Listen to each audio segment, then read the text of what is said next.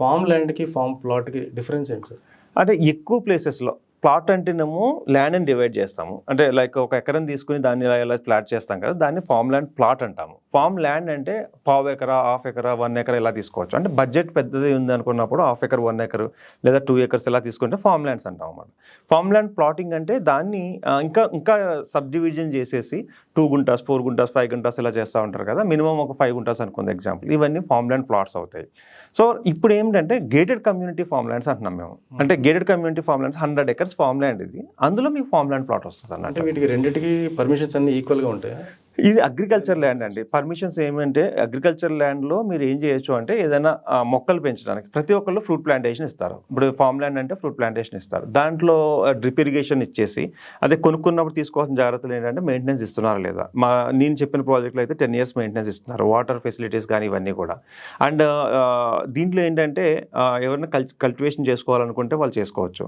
And రేపన్న రోజున in ఫ్యూచర్లో ఎప్పుడైనా ఆ పంచాయతీ పర్మిషన్స్ దాంట్లో ఉన్నప్పుడు ఇల్లులు కట్టుకోవాలనుకున్నాడు కూడా దానికి లిమిటేషన్స్ ఉంటాయి అనమాట. అంటే ఆ ఏరియాలో 10% కట్టుకోవచ్చా, 20% కట్టుకోవచ్చా అనేది దాన్ని ఆ ఏరియాస్లో ఉన్న పర్మిషన్ బట్టి ఇల్లు కూడా కట్టుకోవచ్చు. But in future LRS apply చేసుకోవచ్చు. లేదు కొన్ని కన్జర్వేషన్ జోన్స్లో ఉంటాయి, అది టెంపరీగా ఒక 10% నుంచి 20% వరకు కన్స్ట్రక్షన్ చేసుకోవచ్చు. జోన్లో ఉన్నా కూడా కన్జర్వేషన్ జోన్లో ఉన్నా కూడా. పెరి అర్బన్ జోన్ అని ఉంటుంది. పెరి అర్బన్ జోన్లో మినిమం 25% మనం చేసుకోవచ్చు. సో ఈ పర్మిషన్ సంబంధించి ఆ లోకల్ బాడీస్లో పర్మిషన్ తీసుకొని ఆ పర్సంటేజ్లో మనం చేసుకోవచ్చు.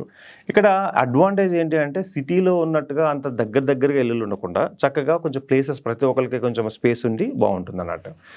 ఇక్కడ చూసుకోవాల్సింది ఏంటంటే కొన్నప్పుడు వాటర్ రిసోర్స్ ఎలా ఉందో కంపల్సరీ చూసుకోవాలి. ఫామ్ ల్యాండ్ ప్లాట్ తక్కువగా వచ్చిందని కొనుక్కున్న తర్వాత అక్కడ వాటర్ ఫెసిలిటీయే లేకపోతే ఇన్ ఫ్యూచర్లో దాన్ని ఎలాగో వాడుకోలేము. దాన్ని అంటే ఫ్రూట్ ప్లాంటేషన్కి వాడుకోలేము. రేపు పొద్దున ఏదైనా చిన్న టెంట్ లాంటిది ఏదైనా వేసుకున్నా కూడా మనకి ఏమీ ఉపయోగం ఉండదు.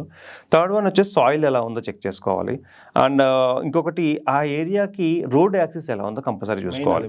చాలా ఇంపార్టెంట్. ఎందుకంటున్నానంటే farm land concept, stays concept ఏంటి అంటే ఫ్యామిలీతో వెళ్ళి హ్యాపీగా ఎంజాయ్ చేయాలి. ఇలాంటప్పుడు విలేజ్ కనెక్టివిటీ ఉన్నాయి మాత్రమే తీసుకోమని చెప్తాను నేను. ఎందుకంటే ఎక్కడో మూల ఉంది, అట్లీస్ట్ విలేజ్ టచింగ్ ఉండి 1/2 kilometer ఉంటే ఏదైనా అవసరం అనుకుంటే మనకు అక్కడ షాప్ దొరుకుతుంది, లేదంటే అక్కడ కొంచెం దగ్గరలో హాస్పిటల్స్ ఏదో ఉంటుంది. కాబట్టి ఫామ్ ల్యాండ్ ప్లాట్స్ తీసుకున్నప్పుడు ఈ జాగ్రత్తలు అయితే తీసుకోవాలి. తక్కువ రేటుకి వచ్చిందని దూరంగా ఎక్కడ అడవిలో పెట్టేసుకుంటే దాన్ని ఏం చేయలేము. ఫ్యామిలీతో మనం వెళ్ళి కంఫర్ట్గా ఉండలేము.